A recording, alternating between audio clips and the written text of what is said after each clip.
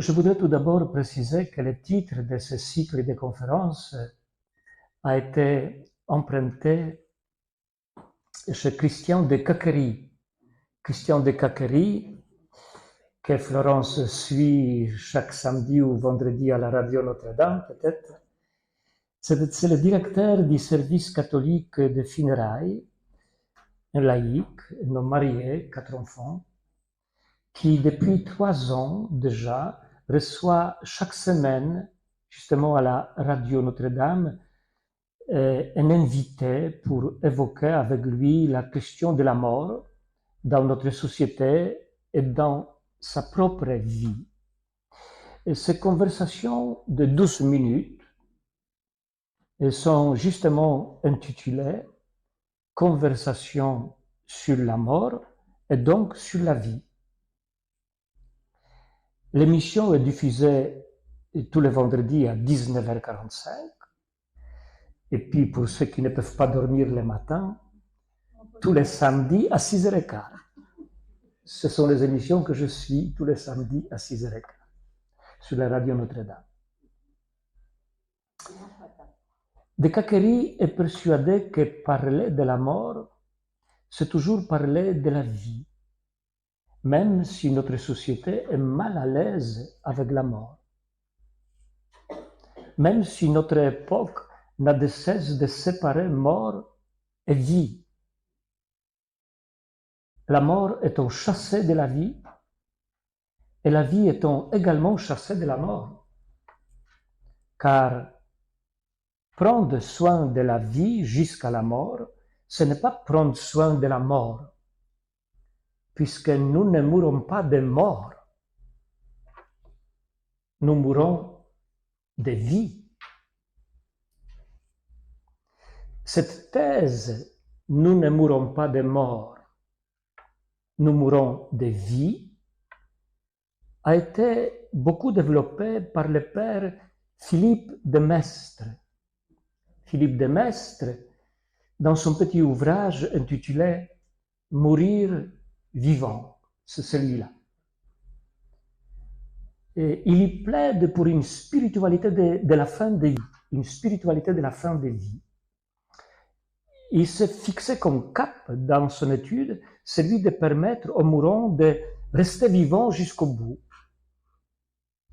Il cite, entre autres, et c'est là où il a puisé un peu, je crois, le titre de son ouvrage, un théologien suisse, un mystique, un écrivain très connu, il est mort il y a une vingtaine d'années, ou trentaine même, Maurice Zundel,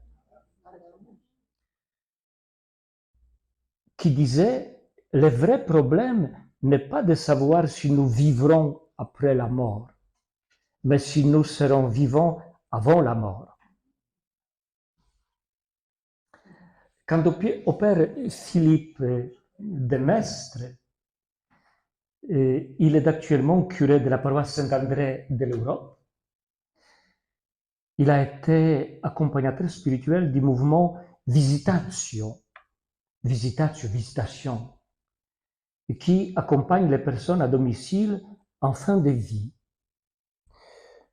Je l'ai contacté en lui proposant 2 dates pour qu'il vienne nous parler de son ouvrage, mais il n'a pas encore répondu.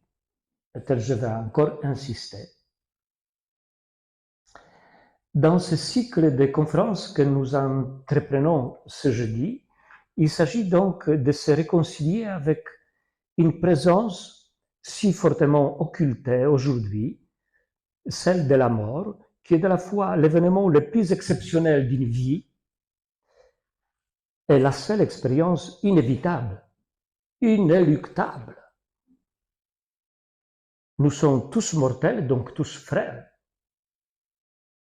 C'est pourquoi il est bon de creuser ensemble ce mot de mort, en espérant que cela nous rendra un peu plus vivants et un peu plus fraternels. Mais qu'est-ce que la mort peut nous apprendre sur la vie? Alliance Vita, une association pour la dignité humaine fondée en France en 1993 et dont la mission consiste à protéger la vie humaine et a aidé les personnes confrontées aux épreuves de la vie, a réalisé l'an dernier une enquête demandant justement à ses volontaires d'engager la conversation dans la rue sur la mort. Intéressant. 2 milliers de personnes ont été invitées à répondre à la question: qu'est-ce que la mort d'un proche a pu vous apprendre sur la vie? Les réactions à ces micro-trottoirs ont été étonnamment positives. Et plus de la moitié des personnes interrogées ont accepté de donner leurs réponses. Par exemple, un certain Pierre disait: l'accompagnement de la mort d'un proche m'a fait prendre conscience du prix de la vie et d'en accepter la fin. Un autre, Alain, disait: écoutons attentivement et avec amour les derniers mots de ceux qui arrivent au bout du chemin. Écoutons attentivement et avec amour les derniers mots de ceux qui arrivent au bout du chemin. Je me rappelle, je préparais une famille aux enterrements, aux obsèques de leur maman, qui ne fréquentait pas l'église. Une femme très engagée, qui travaillait même à la télévision. Mais juste 2 semaines avant de mourir, elle dit à sa fille: ma fille, nous devons aller à l'église. On ne pouvait plus marcher. Nous devons aller à l'église. Alors elle lui pose la question: mais pourquoi, maman? Comment pourquoi? Pour prier. Mais de toutes les façons, elle a demandé, c'était il y a 2 mois, je crois que j'ai célébré ses obsèques, et elle a demandé expressément que les obsèques soient célébrées dans cette église, la nôtre, qu'elle a fréquentée dans la jeunesse, dans sa jeunesse. Eh bien, les résultats de cette enquête dont je vous ai parlé a été publié sous la forme d'un petit livret intitulé « Parlons la mort ». Parlons la mort. Oui, il faut parler de la mort car, comme l'a remarqué François Mitterrand, en préfaçant ce petit livre de Marie de Henzel, intitulé La mort intime, je le cite: jamais peut-être le rapport à la mort n'a été si pauvre qu'en ce temps de sécheresse spirituelle, où les hommes pressés d'exister paraissent éluder le goût du mystère. Ils ignorent qu'ils tarissent ainsi le goût de vivre d'une source essentielle. Oui, cacher ou se détourner de la mort conduit à une sécheresse spirituelle, voire à une forme de désespérance. Autrement dit, si l'on se détourne de l'étape ultime de nos existences, on se détourne en fait de Dieu. En effet, il est cruel d'envisager un rapport à la finitude sans quelconque spiritualité, ne serait-ce qu'une spiritualité sans Dieu. Oui, elle existe. Il y a même pas mal de spiritualité sans Dieu. Voilà pourquoi la spiritualité est en vogue aujourd'hui, très sollicitée par l'homme moderne en quête de sens. C'est un mot plus doux que le mot religieux. Oui, spiritualité est un mot plus doux que religieux. Il paraît moins dogmatique que le mot foi, plus écuménique que le mot église. C'est un mot anti-stress, passe-partout, agréable, accommodant, bref, un mot de bonne aloi. Cependant, beaucoup de ceux qui vivent et témoignent d'une expérience spirituelle aujourd'hui ne la réfèrent plus spontanément à la tradition chrétienne, comme le faisaient les grands convertis du tournant du XXe siècle. Charles de Foucault, Claudel, Maritain, ou plus récemment André Frossard. Dieu existe, je l'ai rencontré. De nos jours, il y a des mystiques sans credo et sans église qui s'inscrivent dans un courant que certains théologiens appellent la spiritualité hors frontières. La spiritualité hors frontières. Je pense notamment à Luc Ferry, André Comte-Sponville, Paulo Coelho, brésilien, très connu, traduit dans toutes les langues du monde, Philippe Labro, ou décédé il y a 2 mois, Christian Bobin. La spiritualité est donc de retour, spécialement sous la forme d'une recherche de sagesse et d'une quête de sens. Et tout cela parce qu'il est atroce d'envisager un rapport à la finitude sans spiritualité. L'une touche à l'autre. La mort signe la fin de la relation charnelle. Il ne reste que la relation dans l'esprit. Mais pourquoi cette peur devant la mort? Précisons tout d'abord de quoi avons-nous peur? La peur nous accompagne tout au long de notre vie.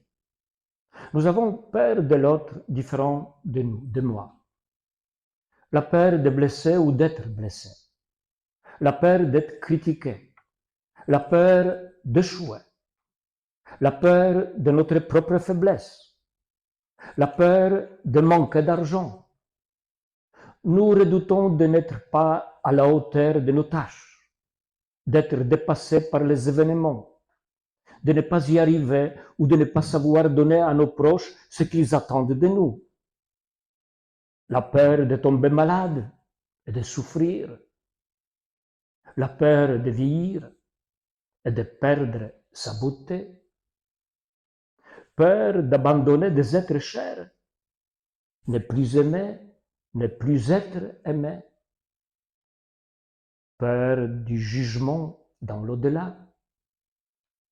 Enfin, nous avons peur de la mort. La peur est là, elle est légitime. Dire que mourir, ce n'est pas grave, puisqu'on ressuscitera, ou dire que la maladie, ce n'est rien, ou pas grand-chose, et qu'il faut savoir supporter les épreuves en chrétien, c'est du blabla. La maladie, l'authentique maladie qui brise ou handicape durablement, je ne parle pas de grippe saisonnière, c'est un drame. La vieillesse est un naufrage, disait De Gaulle, en citant Chateaubriand. Les pleurs qui jaillissent après la mort d'un proche sont aussi légitimes. Et même la révolte est compréhensible. Aussi vive que soit la lumière de la foi en la résurrection, un chrétien se trouve devant la mort de ceux qui lui sont chers et devant la perspective de sa propre mort aussi démuni que quiconque. Voilà pourquoi nous avons peur de vieillir et nous avons peur de la mort. Je vais m'arrêter maintenant avec vous et pour vous sur ces 2 peurs, peur de vieillir et peur de la mort.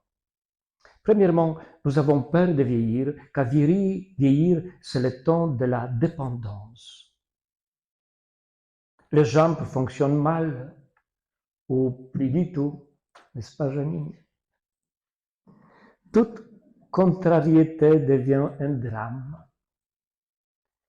Les forces vous abandonnent. Il peut arriver que les pensées s'égarent, que les idées se grippent à l'intérieur, que les regards se perdent dans le lointain. Errent loin de ceux qui vous aiment et se tiennent à vos côtés. Passé et présent se mélangent. Et puis, la vieillesse aujourd'hui n'est plus ce qu'elle était autrefois. La vie s'allonge. Il est déjà apparu ce qu'on appelle une génération supplémentaire. En effet, aujourd'hui, un homme de 75 ans est le même qu'un homme de 60 hier.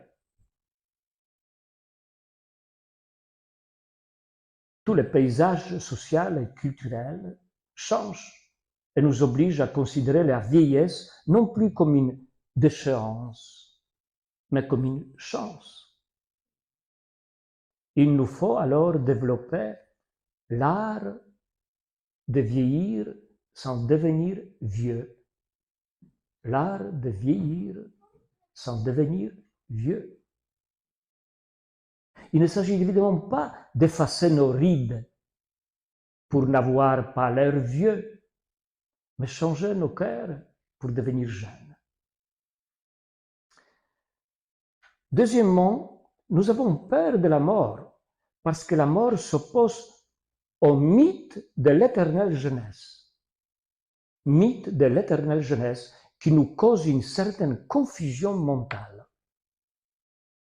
Je trouvais cette expression chez le pape François, et qui la développe, qui développe effectivement cette pensée, le mythe de la jeunesse. Dans une de ses catéchèses sur la vieillesse, il dénonce effectivement le mythe de l'éternelle jeunesse.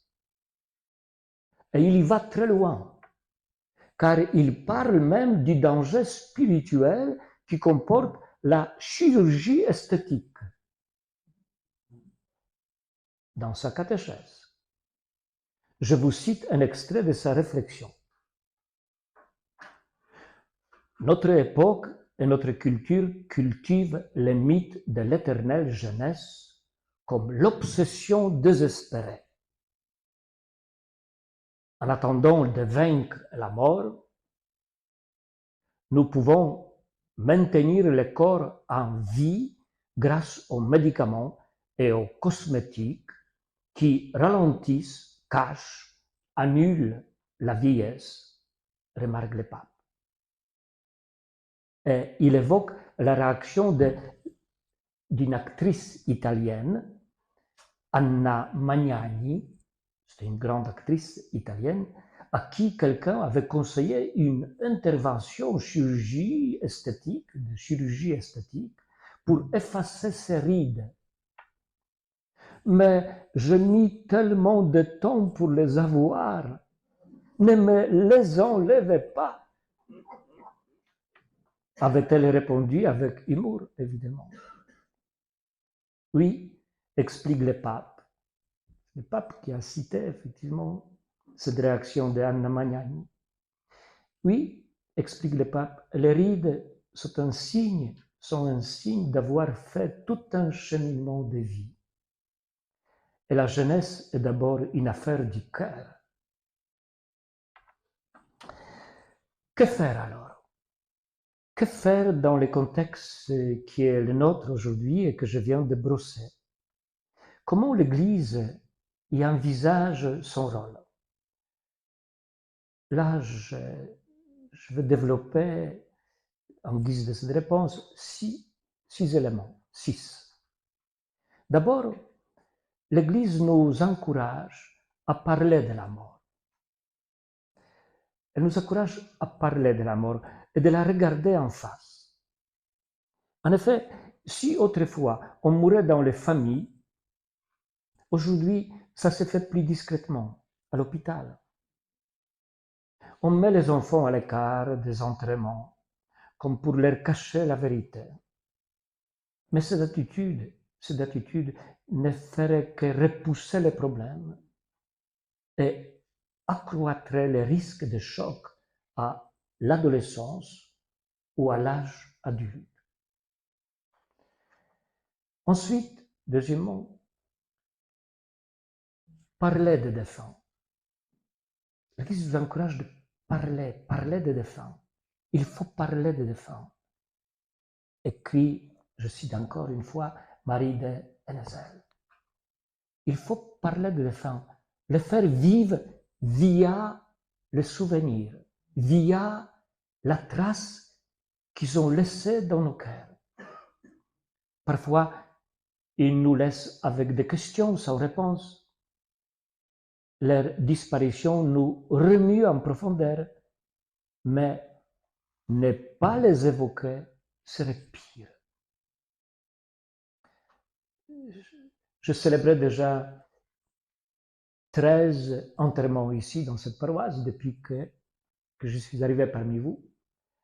Et je suis toujours ému devant effectivement les témoignages que nous préparons avec la famille qui vient. Nous les pratiquons. Au début des enterrements, il y a toujours des petits témoignages. Fait par le monde de la famille. Oui. Parler des défunts via les souvenirs, via les traces qu'ils laissent. Un message qu'ils nous laissent, non par leur biographie, mais plutôt par leur manière de vivre. Troisièmement, aller sur la tombe pour faire le pèlerinage. Je m'explique. Fréquenter, aller sur la tombe de nos proches. C'était le 22 août 1997. Peut-être vous vous rappelez, le pape Jean-Paul II était en France et puis il s'était rendu sur la tombe de son ami, le professeur Jérôme Lejeune, dans l'Essonne, dans le cadre de son programme privé. Il avait souhaité s'y recueillir et prier seul pendant une petite heure, suivie d'une rencontre avec la famille de Jérôme Lejeune. C'était quelque chose de surprenant et de rare. Voir un souvenir, un pape, un souverain pontife, prier tout seul sur la tombe d'un ami. Une belle leçon de vie. En effet, prier et repenser à un proche défunt avec intensité, c'est faire une sorte de pèlerinage, un retour aux sources, une expérience spirituelle partagée entre l'ami disparu et l'autre endeuillé. Je voudrais vous lire dans ce contexte le témoignage d'un certain Bernard, 75 ans, veuve depuis 4 ans. Il a de la chance car sa maison de retraite où il vit est à une vingtaine de kilomètres de cimetière où se trouve la tombe d'Anne, son épouse. Il s'y rend tous les mois, toujours avec des fleurs. Il confie à Christian de Cacquery, dans une des conversations sur la mort et donc sur la vie, et ce qui suit. Je le cite. Auprès de sa tombe, je ressens le désir de prier. Je pense à nos conversations, dont celle sur la foi, qui était le ciment de notre couple face aux différentes épreuves. Mais j'aime aussi avoir d'autres rituels, comme aller me promener dans le parc que nous aimions tous les deux. C'est une sorte de contemplation à trois, Dieu, Anne et moi. Elle m'apporte beaucoup de joie profonde. Pour nos enfants, un autre rituel est important.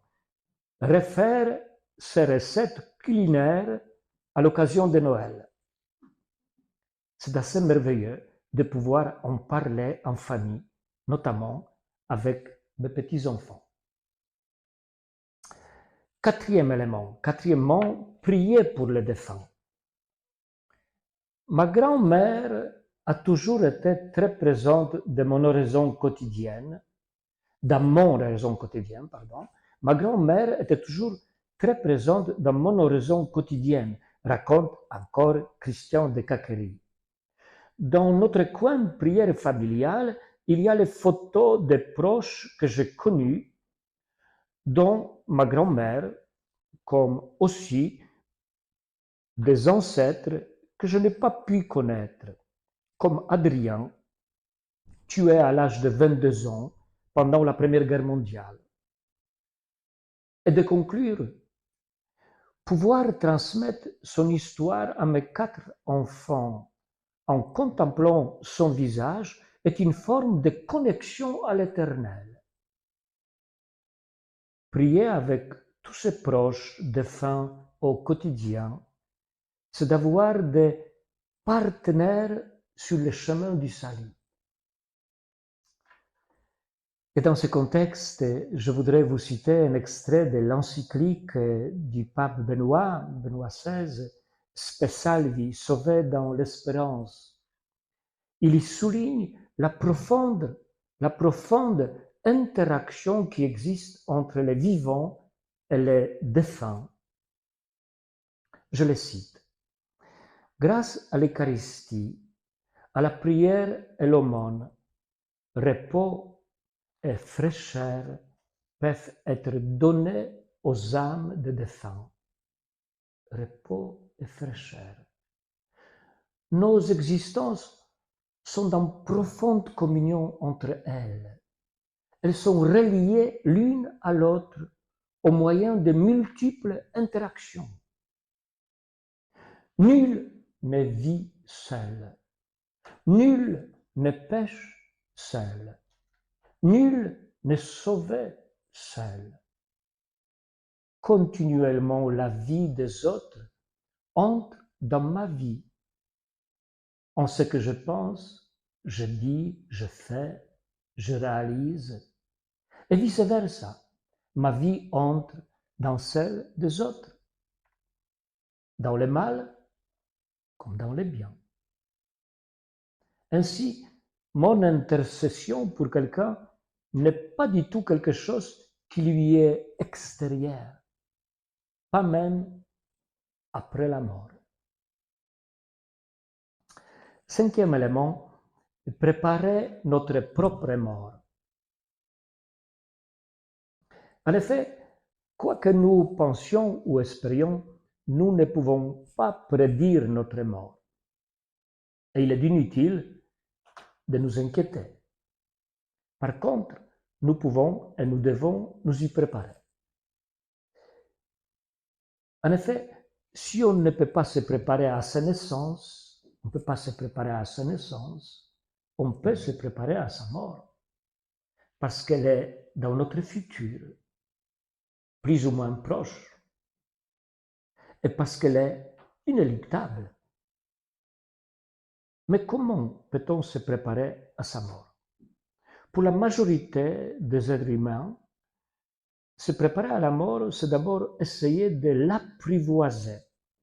l'apprivoiser pour en faire, sinon une amie, du moins une pensée familière, et donc moins effrayante, car c'est là que niche le vrai problème, la peur de mourir, la peur de ce qui nous échappe. Eh bien, la meilleure façon d'apprivoiser ma mort est de la préparer de son vivant. Il s'agit de préparer ce qu'on appelle antemortem. Antemortem, c'est-à-dire ce qui précède la mort. Il existe 2 catégories de préparatifs. Les uns sont d'ordre matériel et les autres sont plutôt d'ordre spirituel. Ceux d'ordre matériel. choix du lieu de sépulture, préparation, voire construction de son tombeau. Toutes les dispositions après la mort, fondamentalement le testament. Anticipation de certains rites funéraires dont on désire impérativement qu'ils soient accomplis après notre mort. Les autres sont plutôt d'ordre spirituel. Par exemple, au moment où se manifestent les signes annonciateurs de la mort, et si toutefois celle-ci nous en laisse le temps, confession, ou l'Eucharistie reçue en viatique, viatique du latin viaticum, le viatique signifie provision pour la route. C'est très beau, du mot via, route, la route. Via signifiant la route, provision pour la route. C'est ça le viatique. Le viatique est la communion eucharistique apportée à un malade proche de la mort pour le fortifier en vue du passage vers la patrie céleste. C'est ça que l'Église nous enseigne. Il y a aussi beaucoup de prières pour accompagner les malades et les mourants. J'étais ému, je suivis, c'était 45 minutes, interview avec le secrétaire du pape Benoît XVI, quand il racontait effectivement comment tous les deux, ils ont préparé sa mort, son passage ultime. Ils ont même choisi les prières qu'il faut dire au moment où il était agonisant et après son décès. Nous préparer à la mort est certainement une des tâches parmi les plus importantes de toute notre vie. Du moins, lorsque nous croyons que la mort n'est pas la destruction totale de notre identité, mais plutôt le chemin vers sa plénitude. Je voudrais vous lire dans ce contexte encore un témoignage. Il s'agit de la conclusion de la lettre du pape Jean-Paul II adressée aux personnes âgées. Ce n'est pas un maître que le pape nous y parle, mais un frère et un témoin. Et c'est un des écrits les plus personnels et les plus touchants de Jean-Paul II. Il nous dit comment lui-même se prépare à la mort. Voici la conclusion de sa lettre aux personnes âgées.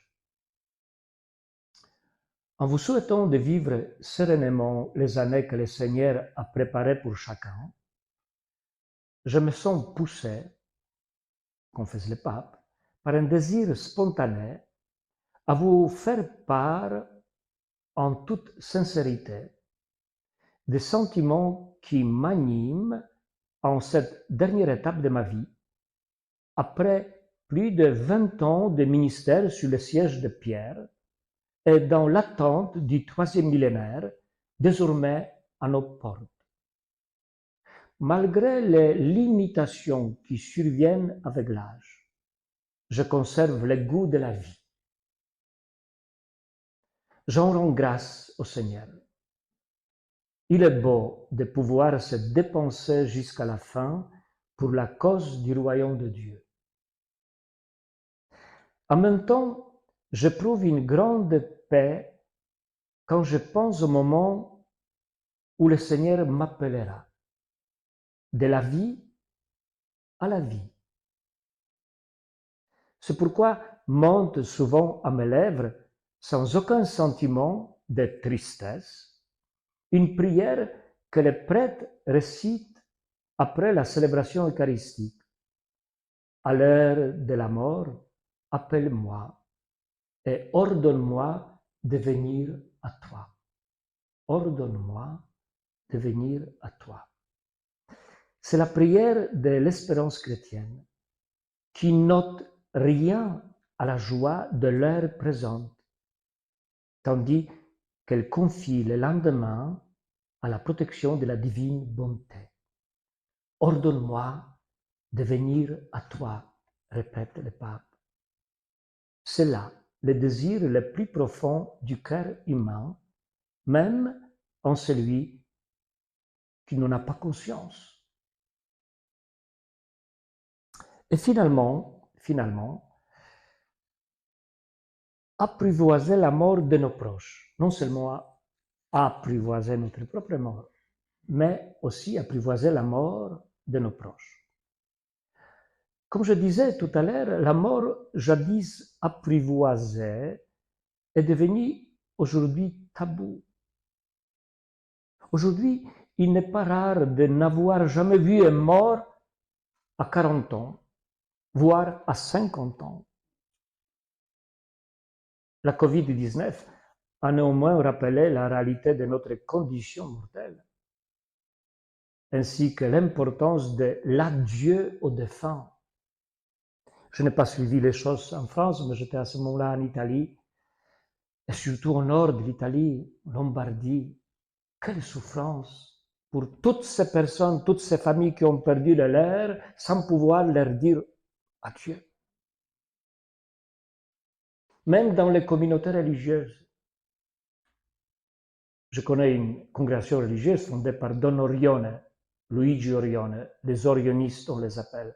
Une quarantaine de missionnaires, principalement des missionnaires, sont décédés dans une de leurs maisons de retraite. On ne pouvait pas leur dire au revoir, célébrer des messes, des enterrements.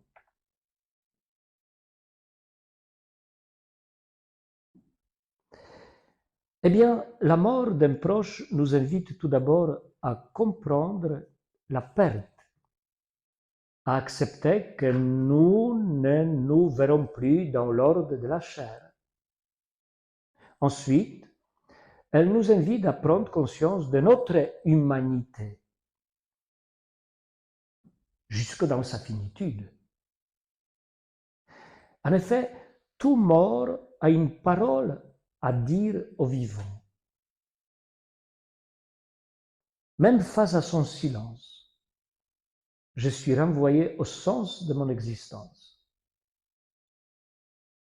Les soins palliatifs, par exemple, auxquels nous n'avons pas malheureusement tous accès, on peut considérer comme une retraite permettant d'apprivoiser la mort de nos proches. À propos des soins palliatifs, je ne sais pas si vous avez suivi au moins les réactions après la marche pour la vie à Paris dimanche dernier, le 22 janvier. Au cœur de cette marche, il y a eu question euthanasie, dont la législation est de nouveau débattue. Selon Nicolas Tardy-Joubert, président de la Marche pour la vie, l'euthanasie est une réponse politique au manque d'accès aux soins palliatifs. Notre priorité, disait-il, pendant la marche, c'est 100% d'accès aux soins palliatifs et 0% d'euthanasie. En France, semble-t-il, seulement 30% des personnes seraient éligibles aux soins palliatifs.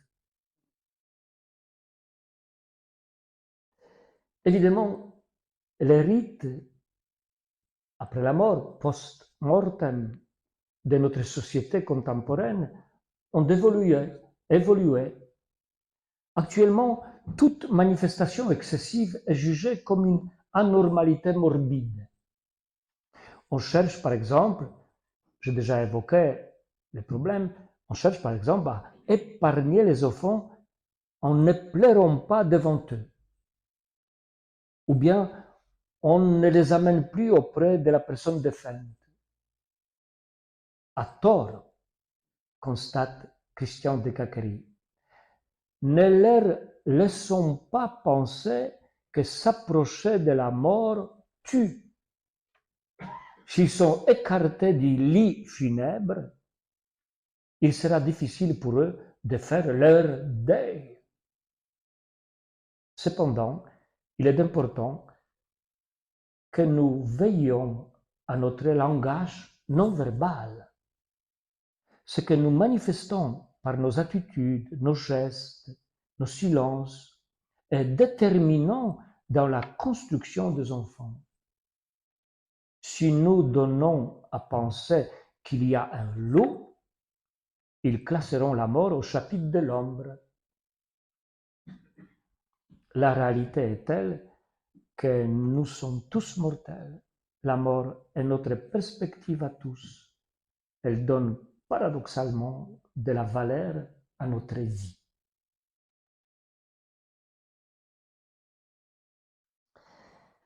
Je voudrais qu'on termine par une prière du psaume 26, en attirant votre attention sur ces 3 strophes. Je vous ai photocopié les 3 couplets de ce psaume. Et je voudrais d'abord attirer votre attention à 3 strophes. D'abord, le Seigneur est ma lumière et mon salut. Et ces expressions à la première personne du singulier, le Seigneur est ma lumière et mon salut, expriment un singulier collectif. En effet, c'est le peuple d'Israël tout entier qui exprime ici sa confiance en Dieu, et ceci en toutes circonstances. Période de lumière, période de ténèbres, circonstances gaies, circonstances tristes, ce peuple a tout connu, comme nous. Et au milieu de toutes ces aventures, il a gardé confiance. Il a approfondi sa foi. Ce psaume en est un superbe témoignage. Le Seigneur est ma lumière et mon salut. Ensuite, deuxième strophe, j'en suis sûr, je verrai les bontés du Seigneur sur la terre des vivants. Eh bien, sachez que l'auteur de ce psaume n'envisageait pas encore la possibilité de la résurrection. Et cependant, l'expression « terre des vivants » vise bel et bien l'éternité, le ciel, la terre des vivants pour toujours. Cette strophe prend encore plus de force à partir du moment où la foi en la résurrection est née. Et la dernière strophe, espère le Seigneur, sois fort et prends courage. Espère le Seigneur. Elle est certainement une allusion à la parole que Dieu avait adressée à Josué au moment d'entreprendre la marche vers la terre promise, la terre des vivants.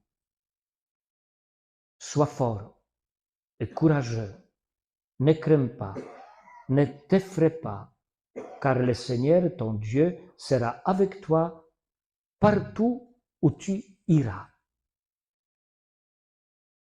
Cette dernière strophe reflète une fois encore la confiance indéracinable du peuple d'Israël. J'en suis sûr, je verrai les bontés du Seigneur sur la terre des vivants. Cette confiance n'est pas fondée sur nous-mêmes, mais sur la mémoire de l'œuvre de Dieu. L'espérance, c'est la mémoire du futur. L'espérance, c'est la mémoire du futur.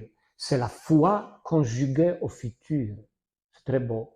L'espérance, c'est la foi conjuguée au futur, disait André Chouraki, connu pour sa traduction de la Bible dans les années 70.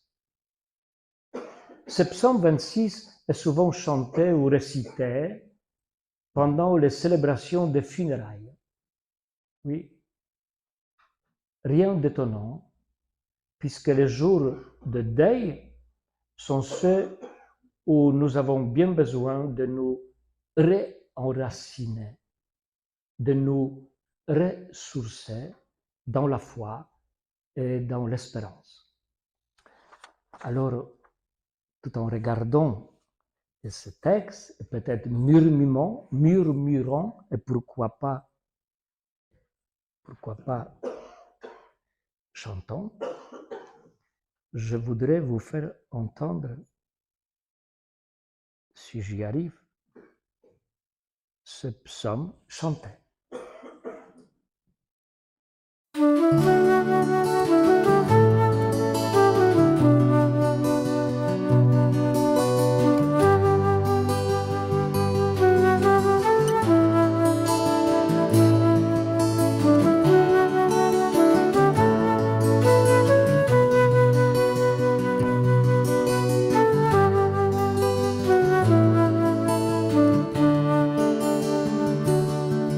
Le Seigneur est ma lumière et mon salut.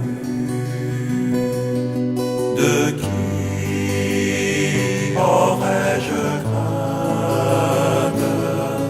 Le Seigneur est le rempart de ma vie. Devant qui tremblerais-je? Le Seigneur. J'ai demandé une chose au Seigneur, la seule que je cherche, habiter la maison du Seigneur tous les jours de ma vie. Le Seigneur habiter ta maison, Seigneur, pour t'admirer en ta beauté et m'attacher à ton Église, Seigneur, m'attacher à ton Église, Seigneur. Le Seigneur est ma lumière et mon salut.